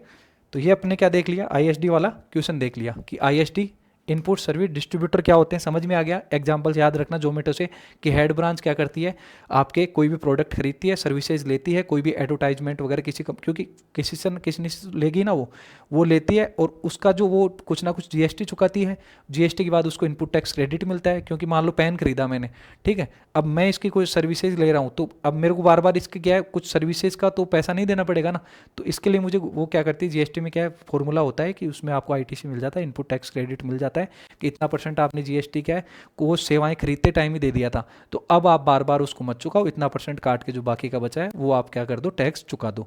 तो वो क्या करेगा, ए आपके हेड ब्रांच है, बी सी डी उनमें सर्विसेज को बांटेगा और आईटीसी को भी बांटेगा। सिंपल सर्विसेज तो देगा ही उनको जितना उनका रिक्वायरमेंट है। मान लो 18% जीएसटी थी तो 2% दिया तो 18 का 2% क्या है बी को देगा। मान लो इसने 5 खरीदे तो 5% इसको क्या है आईटीसी दे देगा, जिससे क्या है आपका जो संतुलन है वो क्या है बना रहे, केंद्रीकृत आपकी सेवाएं हैं, आपके जो कर जो फॉर्मेशन है वो क्या है बना रहे, इसके लिए ये सब किया जाता है, ठीक है। क्वेश्चन समझ में आ गया ना। इसकी आवश्यकता का भी उल्लेख करें, आवश्यकता अपन ने बता दिया 3-4 पॉइंट में नीचे। लास्ट क्वेश्चन है आपके, प्रधानमंत्री सूर्य घर मुक्त बिजली योजना भारत में नवीकरणीय ऊर्जा क्षेत्र को गति देने और ऊर्जा सुरक्षा को सुनिश्चित करने। अब सीधा नहीं पूछेगा कि भाई सूर्य घर बिजली योजना बताओ, पूछ सकता है 2 नंबर में 5 नंबर में, लेकिन क्वेश्चन इस तरीके से एनालिटिक आएगा आपकी। क्या पूछ रहा है कि पीएम सूर्य घर मुक्त बिजली योजना भारत में नवीकरणीय ऊर्जा जो आपके रिन्यूएबल एनर्जी है उस एरिया को गति देने और ऊर्जा सुरक्षा को सुनिश्चित करने की दिशा में एक महत्वपूर्ण क्या है पहल है। इस योजना के प्रमुख घटकों, अब देखो सबसे पहले क्वेश्चन क्या है आपके इसके घटक बताने हैं आपको, दूसरा इसके लाभों, तीसरा इसकी चुनौतियों को, इनका सबका क्या करना है आपको एनालिसिस करना है, विश्लेषण करना है, साथ ही इसके दीर्घकालिक प्रभावों पर भी क्या करिए प्रकाश डालिए। तो इस तरीके से आपको क्वेश्चन को तोड़ना है, ठीक है। अपना जो ऐप में हमने कोर्स चला रहा है वो भी उसका यही सिस्टम है कि सबसे पहले क्या करो उसके घटक बताओ, उसके क्या है प्रॉफिट्स क्या, इसके लाभ क्या क्या हो सकते हैं, इन फ्यूचर क्या हो सकते हैं, ठीक है, लॉन्ग टर्म के हिसाब से। इसकी चुनौतियां क्या क्या आ रही हैं कि भाई आपकी सूर्यघर बिजली योजना को अगर आप मान लो स्टेबल करना है तो उसमें क्या कौन कौन सी आपकी हर्डल्स आ रही हैं, इन सब का क्या करना है विश्लेषण करना है।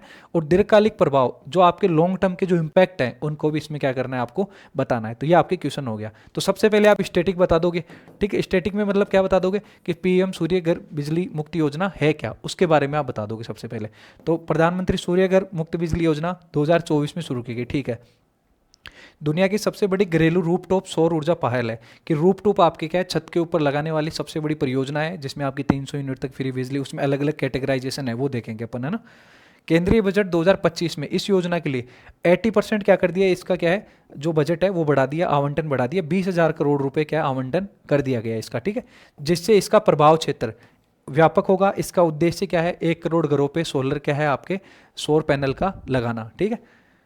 परिवारों को छत पर 1 करोड़ परिवारों को छत पर सौर ऊर्जा आरटीएस संयंत्र स्थापित कर 300 यूनिट तक क्या है मुफ्त बिजली प्रदान करना, इसका क्या है उद्देश्य है। तो सबसे पहली चीज कि 2024 में शुरू की गई, 2025 का जो बजट आया उसमें 20,000 करोड़ का क्या कर दिया, इसमें आवंटन किया गया, जिससे इसका क्षेत्र और क्या हो गया, वाइड हो गया। तीसरी चीज 1 करोड़ परिवारों को 300 यूनिट तक क्या है फ्री में बिजली इसको देना, इसका क्या है मोटिव है, उद्देश्य है, ठीक है। तो ये आपने स्टैटिक पोर्शन बता दिया इस स्कीम के बारे में, ठीक है। अब इसमें देखेंगे अपन क्या क्या इसके घटक हैं। तो घटक क्या है, सबसे पहले वित्तीय परिव्यय 75,000 करोड़ रुपए 26 आपके 27 तक इसमें खर्च करना है। आदर्श सौर ग्राम कि प्रत्येक जिले में एक आदर्श सौर ग्राम की स्थापना करना है, इसके क्या है कंपोनेंट्स हैं, घटक है ये, ठीक है। सब्सिडी 3 किलोवाट तक के संयंत्र पर 40% की क्या है सब्सिडी देना है। संपार्श्विक मुक्त ऋण 7% ब्याज दर पर क्या है उपलब्ध करवाना है। अब सब्सिडी में देख लेते हैं कि प्रधानमंत्री सूर्य इसमें योजना के तहत औसत मासिक बिजली खपत और आवश्यक रूफटॉप संयंत्र, ये अलग अलग कैटेगराइजेशन दे रखा है जो मैं बता रहा था अभी, कि एवरेज जो आपके मंथली इलेक्ट्रिसिटी जो कंजप्शन है, ठीक है। अगर मान लो आपके कंजप्शन 1 यूनिट से या फिर 0 यूनिट से 150 यूनिट तक हो रहा है, ठीक है, तो सूटेबल आपके रूफटॉप सोलर प्लांट कैपेसिटी कौन सी होगी आपके लिए, 102 वोट। क्या मान लो 150 से नीचे नीचे आप क्या कर रहे हो, आपके यूनिट्स आ रही है, मतलब पंखा ही चल रहा है घर में, ठीक है, एसी वेसी नहीं चल रही है, क्या बड़ी कोई मशीन आपकी जो है वॉशिंग मशीन वगैरह नहीं चल रही है, तो आप क्या करोगे कि भाई आपके लिए सूटेबल रहेगा कौन सा, 1 से 2 किलोवाट वाला। अब उस पर गवर्नमेंट सब्सिडी क्या देगी कि भाई 30,000 से लेकर 60,000 तक हम क्या कर दे सकते हैं आपको, इस पर सब्सिडी दे सकते हैं। अगर 1 किलोवाट का है तो ये, 2 किलोवाट का है तो ये, इसमें बीच में भी होता है कैटेगराइजेशन इसका। फिर आता है 150 से 300। अगर आप मान लो एवरेज जो मंथली इलेक्ट्रिसिटी कंजप्शन कर रहे हो वो कितनी कर रहे हो, 150 से 300 यूनिट के बीच में कर रहे हो, तो आप क्या है आपके लिए सूटेबल कौन सा रूफटॉप होगा, 2 से 3 किलोवाट वाला होगा। और उसके लिए गवर्नमेंट बोल रही है कि हम 60,000 से 78,000 तक क्या है सब्सिडी इसमें देंगे। तीसरा आता है आपके 300 यूनिट तक मैक्सिमम, ठीक है, तो 300 यूनिट तक अबव 3 किलोवाट, तो इसमें 3 किलोवाट से ज़्यादा का आपका क्या है सूटेबल रूफटॉप कौन सा होगा, 300 यूनिट से ज़्यादा वाला आप 3 यूनिट से ज़्यादा वाला रूफटॉप आपके लिए क्या है सूटेबल होगा। और 78,000 इसमें मैक्सिमम जो सब्सिडी है ना, ये मैक्सिमम 78,000, ठीक है, मैक्सिमम सब्सिडी कितनी दी जाएगी इसमें, 78,000। तो ये आपके क्या है कैटेगराइजेशन हो गया, ठीक है, किसका कि भाई आपके जो पीएम सूर्यघर बिजली योजना है उसको किस तरीके से, मान लो 150 यूनिट तक ही कर रहे हो तो 102 किलोवाट का चल जाएगा, 30 से 60,000 आपको सब्सिडी मिल जाएगी। दूसरा आप मान लो 100 से 150 ही, 150 से आपको मतलब 300 के बीच बीच में कर रहे हो, 150 से 300 के बीच में, तो 150 का इसमें रखा गया क्योंकि 150 का अंतर आ रहा है यहाँ पे, यहाँ 150 और यहाँ पे भी 150, तो 150 पे क्या है आपके किलोवाट चेंज हो रहा है, 1 से 2, 2 से 3 और 3 से ज़्यादा, 30 से 60,000, 60 से 78,000 और 78 से 78,000 मैक्सिमम, ठीक है। तो ये आपके क्या हो गया, इसका कैटेगराइजेशन हो गया। अब बजट वर्दी मैंने बता दी कि 20,000 करोड़ रुपए में क्या 2025-26 का जो बजट आया उसमें इसका आवंटन जो है 80% बढ़ा दिया गया है, मतलब 20,000 करोड़ इसमें कर दिया गया है। अब चुनौतियां क्या है इसमें, तो पता है प्राथमिक निवेश, सबसे पहले तो सौर पैनल स्थापना में प्रारंभिक लागत अधिक हो सकती है। अभी तक क्या है सौर पैनल के मामले में क्या है, भारत में एक कॉस्ट इफेक्टिव अभी तक सौर पैनल नहीं आए। तो बाकी अपने क्या है, अपन है कि भाई एनर्जी आप इस सूर्य वाले जो भूमध्य रेखा वाला जो कर्क रेखा बीच वाला स्थान उसमें है, अपन कर्क रेखा अपने बीच से गुजरती है, तो मतलब मैक्सिमम डेज राजस्थान में खास करके आपके सोलर जो है आपके बनी रहती है, ठीक है। तो पर इशू क्या आ रहा है कि सोलर पैनल के लिए आपकी कॉस्ट जो है वो नहीं है, ठीक है, क्योंकि 78,000 मैक्सिमम गवर्नमेंट क्या है सब्सिडी दे रही है, लेकिन उसमें और पैसा लगाना पड़ेगा आपको 2-2.5 लाख रुपए, तब जाके वो क्या आप स्टेबल कर पाओगे।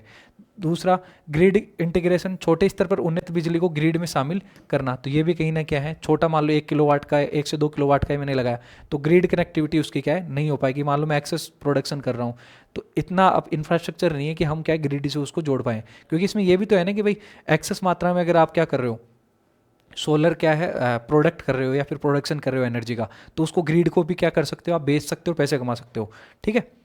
जैसे पीएम कुसुम वाला आपने सुना होगा, उससे भी क्वेश्चन बन सकता है सीधा सीधा।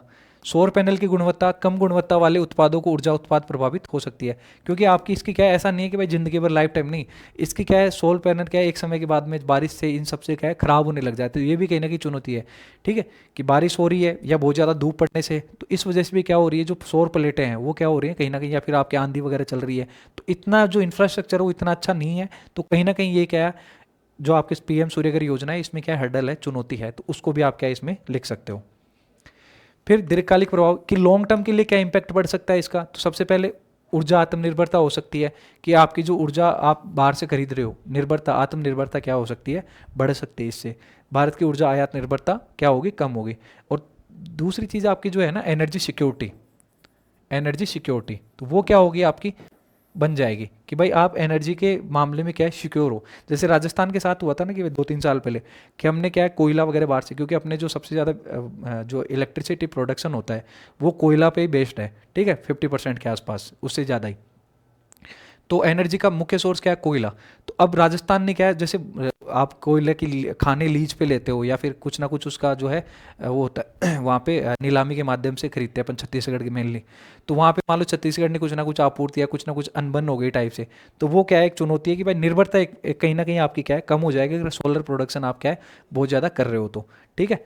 फिर आता है स्थायी विकास, एसडीजी 4 सस्ती और स्वच्छ ऊर्जा का प्रभाव करने। अब आप एसडीजी जो इंडिया गोल्स है, और राजस्थान इसमें टॉप पे रहा है कि जो क्लीन एनर्जी है, ठीक है, क्योंकि आपके सोलर एनर्जी कैसी है, क्लीन है, कि भाई किसी को हार्म नहीं हो रहा है उससे।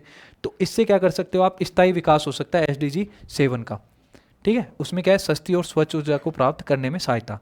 अब आता है वैश्विक नेतृत्व, भारत को इंटरनेशनल जो है सोलर अलायंस, आपको पता है कि आपके गुड़गांव के अंदर पेरिस जो समझौता था 2015 के बाद में आईएसए की क्या हुई, स्थापना हुई, और इसमें 100+ से ज़्यादा देश इसमें क्या हो गए हैं अभी शामिल हो गए, जो भारत और आपके फ्रांस की सहायता से बनाई गई थी ना, भारत फ्रांस, ठीक है। पेरिस जो एग्रीमेंट था उसके कहीं ना कहीं उससे इंस्पायर्ड थी। नेतृत्व भूमिका भारत क्या कर रहा है इसमें, निभा रहा है। अब देखते हैं इसका निष्कर्ष, पीएम सूर्यघर मुक्त बिजली योजना भारत की ऊर्जा क्रांति में मील का पत्थर। देखो इस तरीके की लाइन लिखनी है आपको कि भाई मील का पत्थर क्या हो सकता है, साबित हो सकता है, हो कि नहीं वो अलग बात है। हालांकि आप अगर जेन्युइनली देखोगे तो कहीं ना कहीं मील का पत्थर साबित हो सकता है कि आपकी एनर्जी जो आपकी आत्मनिर्भरता है, ठीक है, उसको क्या कर सकता है, बढ़ा सकता है। एनर्जी सिक्योरिटी है उसको क्या कर सकता है, श्योर कर सकता है, ठीक है। बढ़े हुए बजट आवंटन से इस योजना का विस्तार प्रभावी क्रियान्वयन सुनिश्चित करेगा कि भाई 20,000 करोड़ अगर आपके पास आ रहे हैं, बजट आपने बढ़ा दिया, तो इसकी जो क्रियान्वयन की गति है वो भी क्या हो जाएगी, और ज़्यादा बढ़ जाएगी। यह भारत की ऊर्जा सुरक्षा, आपकी मैंने बताया कि एनर्जी सिक्योरिटी, इकोनॉमिक आपकी जो बचत है, और जलवायु लक्ष्यों को प्राप्त करने में सहायता होगी, जिससे भारत हरित ऊर्जा संक्रमण में वैश्विक नेतृत्व में स्थापित कर सकेगा। और राजस्थान का जो आपने पढ़ा होगा ग्रीन बजट, अपने पहली बार इस बार ग्रीन बजट प्रस्तुत किया। ग्रीन बजट का मतलब ये होता है ना कि भाई आप इन्वायरमेंट के, क्लाइमेट के, इन्वायरमेंट के मेनली क्या है, इन्वायरमेंट फ्रेंडली क्या है स्कीम चलाओ, इन्वायरमेंट फ्रेंडली क्या है इंफ्रास्ट्रक्चर करो, इन्वायरमेंट फ्रेंडली क्या है जो भी आपके जो भी काम कर रहे हो तो इन्वायरमेंट फ्रेंडली हो, कुछ भी आप प्रोडक्शन कर रहे हो तो इन्वायरमेंट को नुकसान करके नहीं करो, ठीक है। तो इस तरीके से आप क्या कर रहे हो, इस तरीके से आप ये भारत की ऊर्जा में क्या क्रांति का मील का पत्थर साबित हो सकता है। तो इस तरीके से आपको होलिस्टिक इसमें क्या लिखना है, आंसर लिखना है। तो मैं कह रहा हूँ ये भी क्वेश्चन आपके क्या सीधा सीधा बन सकता है। अपन ने देखो घटकों को देख लिया कि कौन कौन से इसके क्या है सेगमेंट है, फिर उसमें प्रॉफिट्स लाभ देख लिए, इसके चुनौतियाँ, और इसका विश्लेषण करके हमने देख लिया कि भाई दीर्घकालिक इंपैक्ट इसके क्या पड़ सकते हैं। ऊर्जा निर्भरता हो सकती है, आत्मनिर्भरता हो सकती है, एनर्जी सिक्योरिटी अपनी क्या हो सकती है भारत की बढ़ सकती है। तो इस तरीके से 10 क्वेश्चन मैंने लिए थे अभी यूट्यूब के लिए, ठीक है, देख लेना आप अच्छे से। और ऐप के ऊपर तो अच्छे से इसमें और भी मैंने अच्छे से इसमें करवा रखा है, ठीक है। लास्ट में फिर मैं बता देता हूँ कि ये RS मेंस स्पेशल बैच है हमारा, करंट अफेयर चैंपियनशिप 2025 के नाम से, फीस नाम मात्र की रखी है। फिर लास्ट में कह रहा हूँ कि दिसंबर का हो गया है। देखो आपके लिए कोई बंदा काम कर रहा है करंट अफेयर के ऊपर, ठीक है, कुछ आपको करके दे रहा है, मेहनत करके दे रहा है मिनिमम फीस के अंदर, तो आपको आंख मीच के उसको एक्सेप्ट कर लेना चाहिए, उसको स्वीकार कर लेना चाहिए और उसको पढ़ना चाहिए। जैसे हम क्या कर रहे हैं इसमें कि 3 महीने का, जैसे अभी क्या हो गया, दिसंबर हो गया, जनवरी हो गया और फरवरी हो गया, तो इनकी एक क्या बना देंगे हम, मतलब PDF बना देंगे या फिर एक बुक बना देंगे, ठीक है, ई बुक टाइप से। तो उसमें क्या है 3 महीने का करंट हो गया, आपके कंटेंट हो गया, क्वेश्चन वगैरह सब कुछ आ गया। इसके बाद में आपके मार्च हो गया, अप्रैल हो गया और मई हो गया, ठीक है। तो कोशिश करूंगा कि मार्च अप्रैल को तो मैं ख़त्म करवा दूँ, मई का जो है आपको वो आपके 1 जून तक का पूरा जो मटेरियल है, 2 जून के आसपास तक मैं पूरा प्रोवाइड करवा दूंगा, जिसको आप 1-2 दिन में, एक दिन में मुश्किल से 2-4 घंटे में अच्छे से पढ़ सको। ठीक है, तो ऐसे 3-3 महीने का आपका क्या है, आपकी जो 2 मैगजीन्स बन जाएंगी, एक जगह कंटेंट कंपाइल हो जाएगा। ठीक है, तो इस तरीके से आपका मैंने ये पूरा इसमें कर रखा है। और इसमें आपके इंटरनेशनल करंट अफेयर आ गया कि जो भी विश्व में कोई भी न्यूज़ में रही है। दूसरा नेशनल करंट अफेयर आपके स्पोर्ट्स हो गया, साइंस टेक में हो गया। ठीक है, आईआर से रिलेटेड कोई भी टॉपिक हो गया आपकी। दूसरी चीज़ आपकी स्पोर्ट्स के अंदर कि भाई कौन कौन सी चीज़ें क्या चल रही हैं। ठीक है, एथिक्स के अंदर जैसे अभी भीड़ मैनेजमेंट था, और या फिर आपके जो अश्लील भाषण वगैरह से रिलेटेड मैंने कंटेंट बढ़ाया था।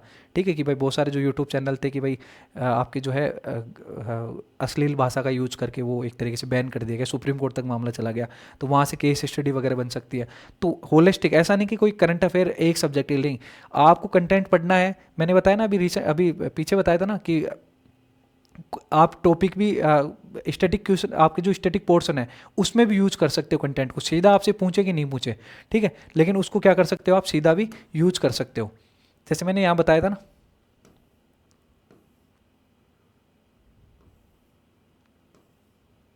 हाँ, ये मैंने ये बताया था कि भाई बजट 2025-26 में 28 नवीन जो आपके केंद्र हैं, औद्योगिक क्षेत्र हैं, उनकी राजस्थान सरकार ने क्या घोषणा की। तो आपसे मान लो सीधा नहीं पूछ रहा है, हालांकि मान लो आपको औद्योगिक नीति पूछ ली, क्योंकि औद्योगिक नीति आपकी इकोनॉमिक्स में पोर्शन है ना, सिलेबस का पार्ट है ना, तो वहाँ से सीधा सीधा औद्योगिक नीति पूछ ली, राजस्थान मतलब क्या कर रहा है इसमें। तो आप ये चीज़, ये क्वेश्चन मैंने बनाया ना, अगर ये भी लिखते हो ना, तो आपका आंसर क्या होगा, इनरिच होगा। तो इस तरीके से आपको क्या करना है, आंसर फॉर्मेटिंग करनी है। ठीक है, और मैं फिर कह रहा हूँ कि आरपीएससी जो है, आरपीएससी पूरा यूपीएससी के पैटर्न को क्या कर रही है, फॉलो कर रही है। तो ये बैच है, ज्वाइन कर लेना। 3 महीने का करंट अफेयर हो चुका है, बहुत अच्छे से हो चुका है। ठीक है, इसके बाद मार्च का आपके क्या है, 7 अप्रैल से पहले पहले आ जाएगा। 7 अप्रैल से पहले पहले आपके जो है मार्च का करंट अफेयर जो है पूरा इसमें ऐप के ऊपर उपलब्ध हो जाएगा। ठीक है, तो आई होप आपको ये क्लास पसंद आई होगी। कोई भी सुझाव हो आपके, और भी कुछ डाउट्स हो, तो आप पूछ सकते हैं कमेंट के माध्यम से। ठीक है, मिलते हैं अगले लेक्चर के साथ में। Thank you.